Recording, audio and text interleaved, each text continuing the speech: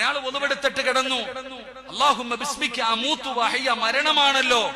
ഉറക്കത്തിൽ നിന്ന് എഴുന്നേൽക്കുമ്പോൾ ദുആ ചെയ്യുന്നു, അൽഹംദുലില്ലാഹില്ലദീ അഹ്യാനാ വഅദമാ അമാതനാ വഇലൈഹിൻ നുശൂർ. അപ്പൊ മരണമല്ലേടാ. എടാ, ഒരാൾ ഒളിവെടുത്തിട്ട് കിടന്നുറങ്ങി, ആ ഒളിവെടുത്തിട്ട് കിടന്നുറങ്ങുന്ന സമയത്ത് നീ മരിച്ചാൽ നിന്നെക്കാളും വലിയ ഭാഗ്യവാൻ ഈ ലോകത്താരാ? നിന്നെക്കാളും വലിയ ഭാഗ്യവാൻ ഈ ലോകത്താരാ? എന്റെ പ്രിയപ്പെട്ടവരെ, മരിക്കുകയാണെങ്കിൽ ഒളിവെടുത്തിട്ട് വേണം മരിക്കാൻ. ഒളിവോടുകൂടി മരിക്കലേറ്റം മെച്ചമാ, ജിബ്രീൽ വരുമെന്നും ഹദീസിൽ സ്പഷ്ടമാ.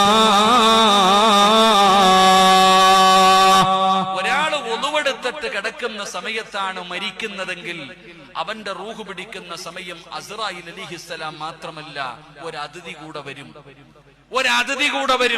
ഏതാണ് ആ അതിഥി? മഹാനായ മുഖറബുൽ അംലാഖ് മലക്ക് ജിബ്രീൽ അലൈഹിസ്സലാമിന്റെ സാന്നിധ്യം ഉണ്ടാകും.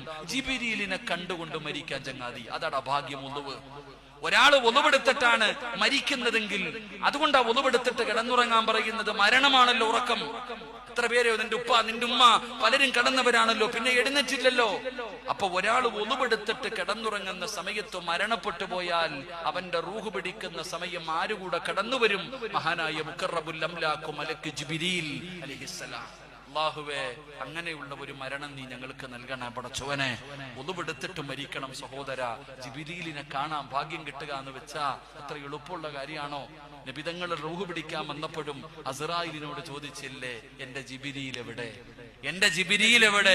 എന്റെ പ്രിയപ്പെട്ടവരെയാണ്. അതാണ് വുളൂ.